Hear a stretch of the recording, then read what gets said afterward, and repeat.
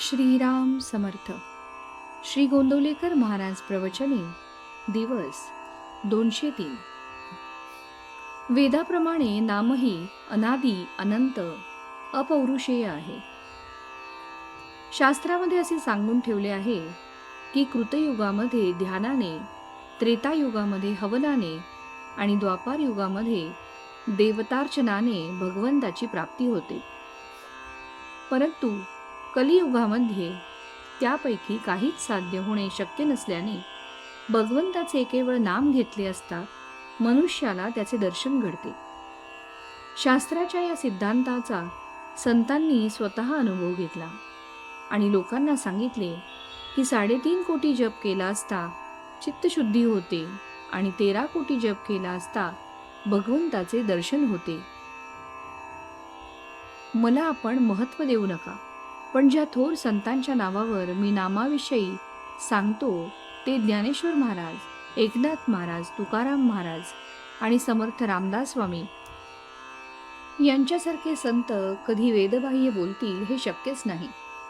वेदांना जे परमात्मा स्वरूप अगोचर आहे ते स्वरूप संत तद्रुपत्वाने जाणतात. सध्याच्या परिस्थितीमध्ये संयमाची बंधने सुटत चालली आहेत, म्हणून संतांनी कळवळून नाम घ्या असे सांगितले. वेद भगवंताचे वर्णन करतात, नाम देखील भगवंताचेच अस्तित्व प्रकट करते. प्रत्येक वेदमंत्राच्या आरंभी हरिओम असते, ते नामच आहे. जसा वेद हा अनादी तसे नाम हे अनादी, जसा वेद हा अपौरुषेय तसे नाम हे अपौरुषेय, जसा वेद हा अनंत तसे नाम हे अनंत आहे. प्रत्यक्ष शिवाने नाम घेतले म्हणून ते अनादी साधन आहे. इतर साधनांना आणि वैदिक कर्मांना आहार विहाराची बंधने आहेत. भगवंताच्या नामाला ती नाहीत. नाम हे आगंतुक नाही. आदिनारायणाने वेद सांगण्याच्या वेळी जो ओमचा ध्वनी केला तेच नाम होय.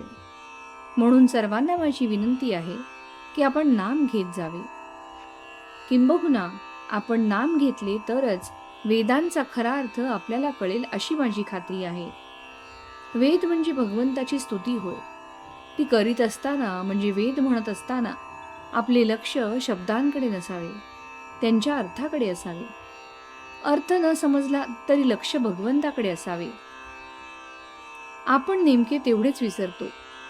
नाम घेणाऱ्या लोकांनी शास्त्राच्या विरुद्ध वर्तन करू नये. आपल्याला शक्य आहे तितके वैदिक कर्म करावे, परंतु चित्तशुद्धी होण्यासाठी त्यावर पूर्णपणे विसंबून न राहता त्या कर्माच्या जोडीला भगवंताचे नाम घ्यावे. भगवंताला लबाडी खपत नाही. आपले मन स्वच्छ नसेल तर भगवंत हात आखडता घेतो, पण खरी अनन्यता असेल तर पोटभर पुरवितो. इतक्या तन्मयतेने नाम घ्या की मी नाम घेतो आहे हे सुद्धा विसरून जा. तात्पर्य, इतर साधनांनी लवकर साधल्यासारखे वाटेल, पण ते तात्पुरते असते. नामाने थोडा उशीर लागेल, पण जे साधेल ते कायमचे साधेल, कारण नामाने मुळापासून सुधारणा होते.